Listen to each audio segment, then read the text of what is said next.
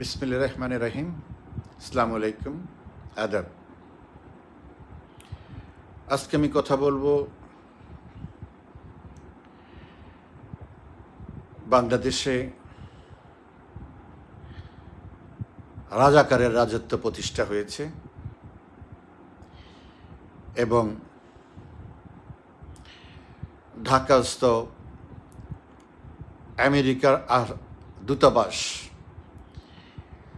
আক্রমণের হুমকিতে পড়েছে। আপনারা জানেন, আজকে ঢাকা রিপোর্টার্স ইউনিটিতে মঞ্চ ৭১ নামে একটি নতুন সংগঠন মুক্তিযুদ্ধের পক্ষের, তাদের একটি গোল টেবিল বৈঠক ছিল। সেখানে বিশিষ্ট মুক্তিযোদ্ধারা,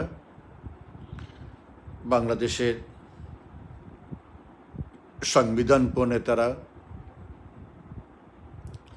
সবাই উপস্থিত থাকার কথা। সেখানে জামাত শিবিরের নেতৃত্বে কিছু সন্ত্রাসী ইসলামিক জঙ্গি সেখানে আক্রমণ করেছে। আক্রমণ করে বীর মুক্তিযোদ্ধা লতিফ সিদ্দিকী সহ আরো কয়েকজনকে অপমান করেছে, গায়ে হাত দিয়েছে এবং পুলিশের হাতে তুলে দিয়েছে। পুলিশ তাদেরকে গাড়িতে উঠিয়ে ডিবি অফিসে নিয়ে গিয়েছে। এখন যদিও এই জঙ্গি পৃষ্ঠপোষক, দেশদ্রোহী স্বাধীনতা বিরোধীদের পৃষ্ঠপোষক ইউনূস ক্ষমতা দখল করার পরে এ পর্যন্ত অনেক মুক্তিযোদ্ধাদেরকে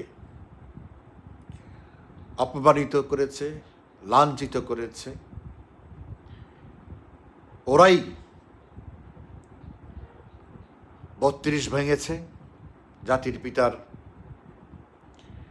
বাসভবন ৩২ নম্বরে, সেটাকে ভেঙেছে। সারা দেশে জাতির পিতার মুরাল ধ্বংস করেছে, মুক্তিযুদ্ধের বীর শ্রেষ্ঠদের মুরাল ধ্বংস করেছে। যেখানেই মুক্তিযুদ্ধ নিয়ে কথা হয় সেখানেই ওরা হামলা করেছে। সবই করেছে ইউনূসের পৃষ্ঠপোষকতায়। কোন দেশে আমরা এখন বাস করি? একটা দেশ, যে দেশ মুক্তিযুদ্ধের মাধ্যমে স্বাধীন হয়েছে, দেশ আমরা পেয়েছি। লক্ষ লক্ষ মুক্তিযোদ্ধার অস্ত্র হাতে নিয়ে এবং দেশের ৭ কোটি মানুষ সেই মুক্তিযোদ্ধাকে সহযোগিতা করে এই দেশ স্বাধীন করা হয়েছে। সেই দেশে আজকে মুক্তিযুদ্ধ নিয়ে আলোচনা নিষিদ্ধ। সেই দেশে আজকে মুক্তিযোদ্ধারা লাঞ্ছিত। দেশের আইন শৃঙ্খলা বাহিনী, এমনকি সেনাবাহিনী যেখানে মাঠে আছে ম্যাজিস্ট্রেসি পাওয়ার নিয়ে, তারাও আজকে মুক্তিযোদ্ধাদেরকে রক্ষা করে না। মুক্তিযুদ্ধের ইতিহাস ঐতিহ্যকে তারাও রক্ষা করতে এগিয়ে আসে না। তারা আজকে এই জঙ্গি, উগ্রবাদী, এই ধর্মীয় জঙ্গিদেরকে রক্ষা করার জন্য তারা সর্বদা ব্যস্ত থাকে। এমন একটি পর্যায়ে আমরা এসে পৌঁছেছি। কি লজ্জাজনক, কি বেদনাদায়ক আজকে এই ঘটনা।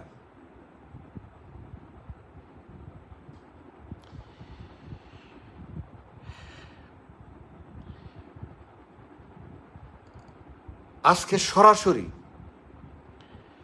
জামাত শিবিরের নেতৃত্বে এই ঘটনাটা ঘটিয়েছে। আপনারা লক্ষ্য করেছেন একজন একটু বয়স্ক এসে বক্তৃতা দিয়েছে মিডিয়ার সামনে যে জামাত গত 15 বছর মিটিং মিছিল করতে পারে নাই, কোনো কিছু করতে পারেনি, আজকে আওয়ামী লীগও আর কোনো এই দেশে আর কোনো কিছু করতে পারবে না।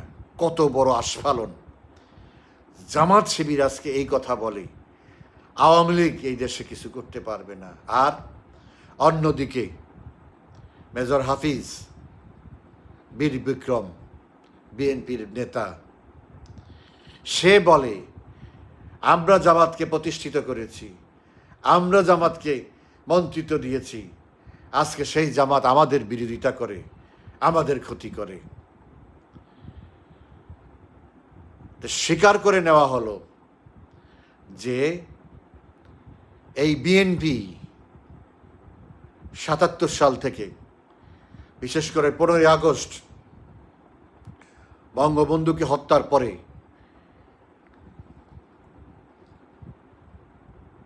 জেনারেল জিয়া এই স্বাধীনতা বিরোধীদেরকে গর্ত থেকে বের করেছে, পাকিস্তান থেকে ফিরিয়ে এনে তাদেরকে প্রতিষ্ঠিত করেছে।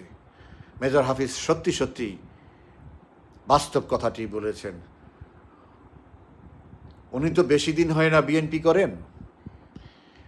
উনি যখন রাজনীতিতে 91 সালের পরে এসেছে তখন থেকে বিএনপিতে যোগ দেওয়ার আগ পর্যন্ত এই বিএনপি সম্পর্কে, জিয়া সম্পর্কে, খালেদা জিয়ার সম্পর্কে, এই বিএনপি থেকে মাঝখানে বহিষ্কার হওয়ার পরে এই তারেক জিয়া সম্পর্কে যেসব কথা উনি বলেছেন, যেসব সত্য কথা, তা দিয়ে পরিপূর্ণ একটা কয়েকশো পৃষ্ঠার বই লেখা যায়। আবার ওই বক্তৃতায় এই মেজর হাফিজ বলেছেন, মানে বিএনপি বলেছে, মেজর হাফিজ তো এখন যা বলবে বিএনপির কথা, যে আওয়ামী লীগ মুক্তিযুদ্ধ চায় নাই, ওনারা মুক্তিযুদ্ধ চেয়েছে। আওয়ামী লীগ মুক্তিযুদ্ধ ঘোষণা না করলেই, আওয়ামী লীগ মুক্তিযুদ্ধ সংগঠিত না করলে ওনারা কোথায় মুক্তিযুদ্ধ করতেন? ওনারা তো পাকিস্তানে লেফট রাইট করতেন, ওনারা তো পাকিস্তানের চাকরি করত, পাকিস্তানেই থাকতো, পাকিস্তানের সামরিক বাহিনীর সদস্য থাকতে তাদের এখনো মনে হয় কষ্ট আছে যে কেন পাকিস্তান ভাঙলো, কেন বাংলাদেশ সৃষ্টি হলো।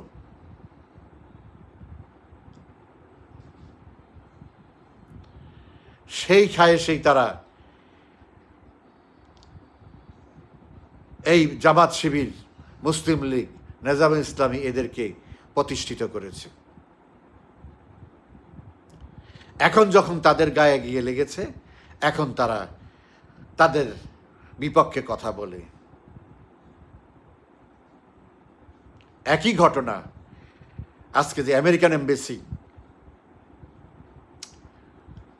আক্রমণের হুমকির মুখে পড়েছে, বাংলাদেশ থেকে কোনো মিডিয়া এটা প্রকাশ করেনি, এটা আন্তর্জাতিক মিডিয়ায় প্রকাশিত হয়েছে।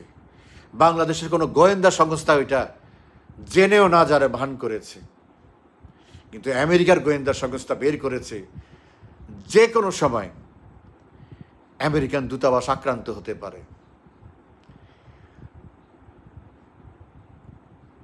সন্ত্রাস আমি পছন্দ করি না, সন্ত্রাসের আমি বিরোধিতা করি, কিন্তু এই যে আমেরিকার দূতাবাস আজকে হুমকির সম্মুখীন, আক্রমণের হুমকির সম্মুখীন হয়েছে জঙ্গিদের দ্বারা, এতে কিন্তু আমি অখুশি না। কারণ এটা আমেরিকারই সৃষ্টি, আমেরিকাই এদেরকে লালন পালন করে। আপনারা যদি আফগানিস্তানের ইতিহাস জানেন,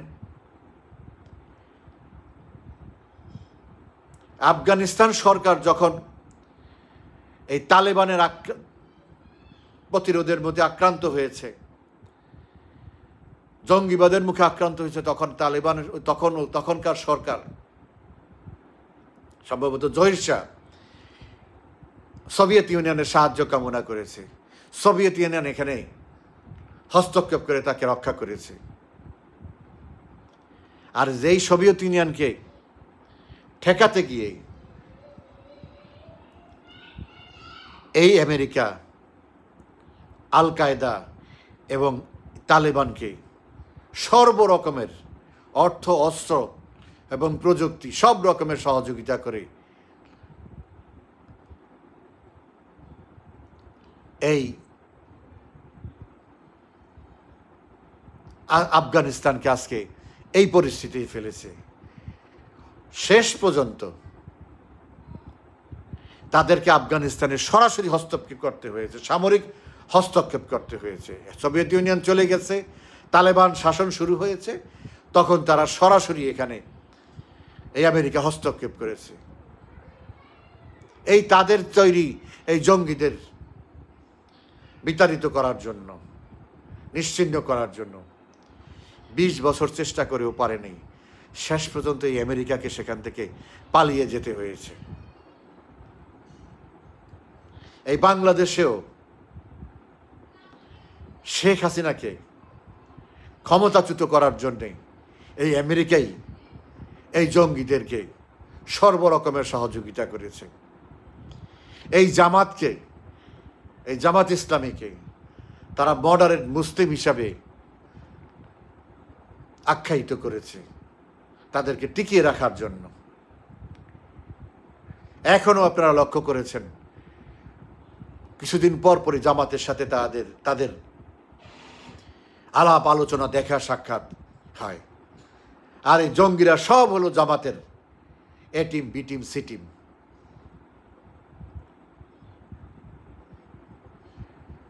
আজকে সেই জঙ্গিরা আমেরিকাকে নিশানা করেছে, তাতে তো আমি অখুশি না।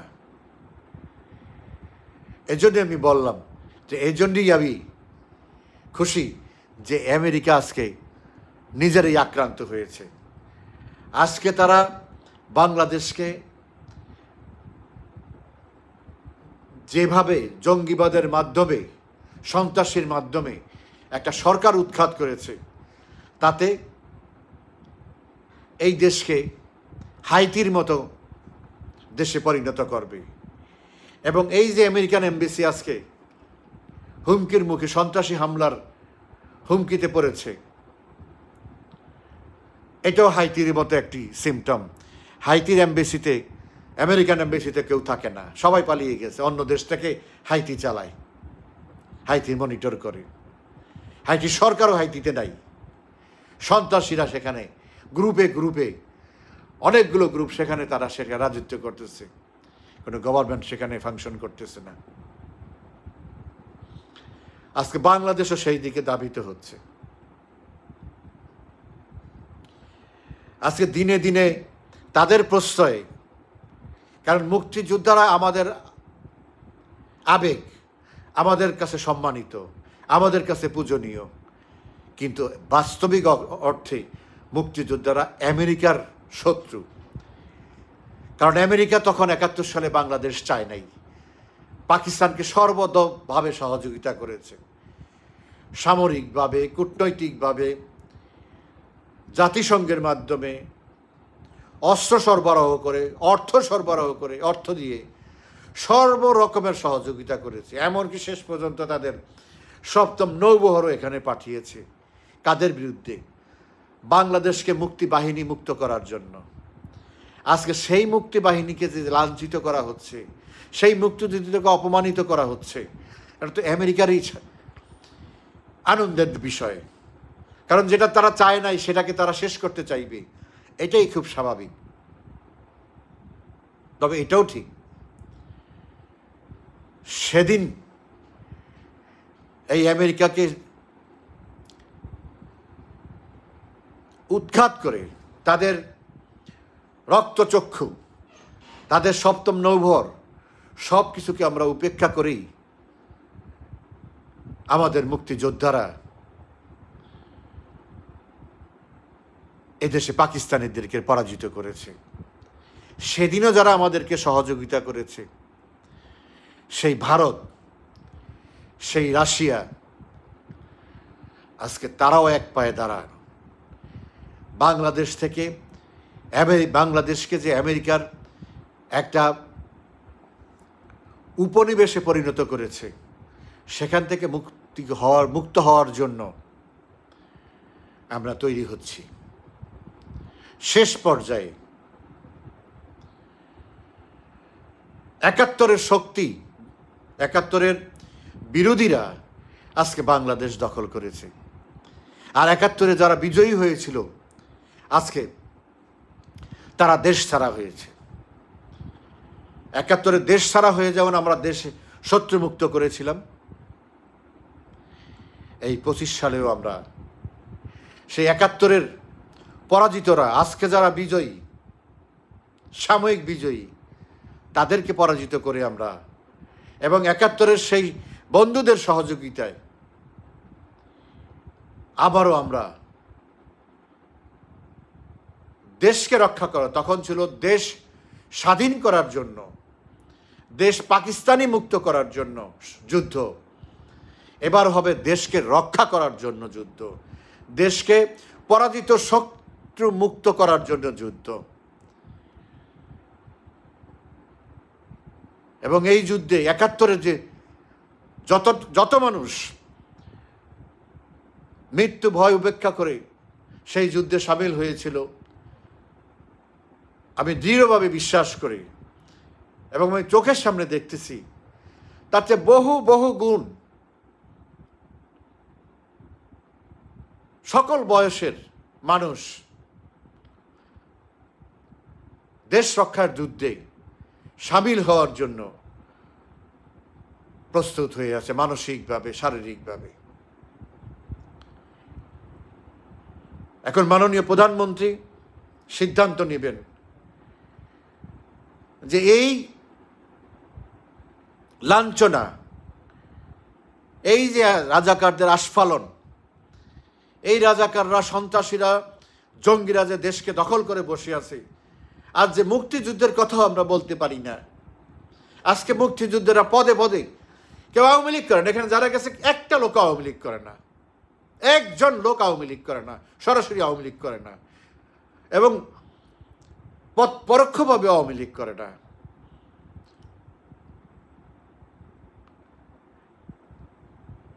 লতিফ সিদ্দিকী সহ অনেকেই এর আগে আওয়ামী লীগ থেকেই তাদেরকে সরিয়ে দেওয়া হয়েছিল। আর এর মধ্যে অনেকেই আছে যারা কখনোই আওয়ামী লীগ করে নাই, কিন্তু আওয়ামী লীগের বিরোধিতার নামে আজকে আদতে বাস্তবে তারা মুক্তিযুদ্ধকে বিরোধিতা করতেছে। মুখে বলে আমরা ৭১ মানি, ৭১ আমাদের ভিত, আসলে ৭১-এর ওই ফাউন্ডেশনকে, ওই ভিতকে তারা ধ্বংস করে দিতে চাচ্ছে তিলে তিলে। আওয়ামী লীগের বাইরে যারা টুকটাক কথা বলতেছে তাদেরকেও মুখ বন্ধ করার জন্য তারা এই শক্তি, এই সন্ত্রাস, এই মব তারা অ্যাপ্লাই করতেছে।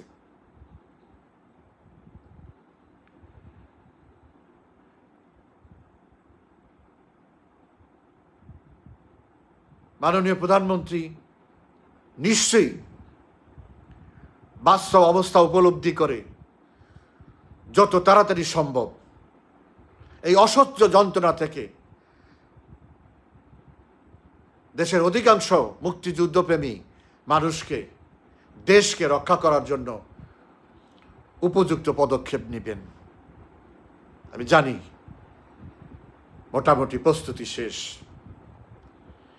এখন উনি সময়ের অপেক্ষা, সঠিক সময়ের অপেক্ষা। আশা করি অচিরেই আমরা ঘুরে দাঁড়াবো এবং এই জামাত শিবির বাংলাদেশে কোনোদিন রাজনীতি করতে পারবে না, এটাও নিশ্চিত। প্রথম কাজ, ওরা তো নিষিদ্ধ ছিলই, আজীবনের জন্য ওরা নিষিদ্ধ হয়ে থাকবে। সবাইকে তো আমরা মেরে ফেলতে পারবো না, সবাইকে দেশ থেকে তাড়িয়েও দিতে পারবো না, কিন্তু কিছু কিছু লোককে কি দেশ থেকে তাড়িয়ে দিতে হবে, তাদের নাগরিকত্ব বাতিল করতে হবে এবং সেটাই করা হবে। মাননীয় প্রধানমন্ত্রী এর মধ্যে বলেছেন ওদেরকে জাহাজ ভরে আমি পাকিস্তানে পাঠিয়ে দেব। শুধু দোয়া করেন মাননীয় প্রধানমন্ত্রীর সুস্থ থাকেন আল্লাহ তাকে দীর্ঘায়ু করেন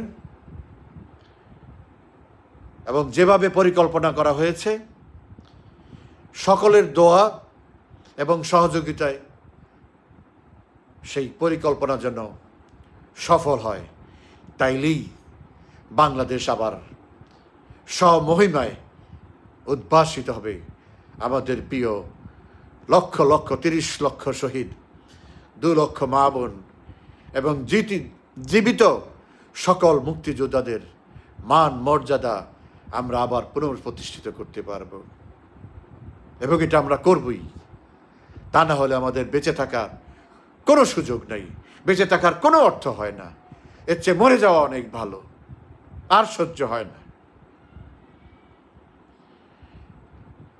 সারা বাংলাদেশ মাননীয় প্রধানমন্ত্রী আপনার দিকে তাকিয়ে আছে, আর সহ্য হয় না। আপনি নিজে বলেছেন আল্লাহ প্রতিবার আপনাকে বাঁচিয়ে রাখে এই হত্যার হাত থেকে, কোনো না কোনো ভালো কাজ করার জন্যে। এবারও আপনাকে আল্লাহ বাঁচিয়েছে নিশ্চয়ই এই দেশকে রক্ষা করার জন্য। আপনি ছাড়া এই দেশকে আর কেউ রক্ষা করবে না, করতে পারবেও না। শেষ। আমরা শুধু বক্তৃতার জন্য বলি না যে শেখ হাসিনা আমাদের আশা ভরসার স্থল। আজকে নিশ্চয়ই আপনি আবারও প্রমাণ করবেন আপনি এই দেশকে উদ্ধার করবেন এই জঙ্গিদের হাত থেকে। আবার এই দেশকে আপনি মুক্তিযুদ্ধের পথে নিয়ে আসবেন। আপনার স্বপ্নের, জাতির পিতার স্বপ্নের সোনার বাংলা, আপনার স্বপ্নের স্মার্ট বাংলাদেশ প্রতিষ্ঠিত করবেন। এই অপেক্ষায় পুরো জাতি বসে আছে আপনার দিকে চেয়ে। ভালো থাকবেন সবাই, ধন্যবাদ।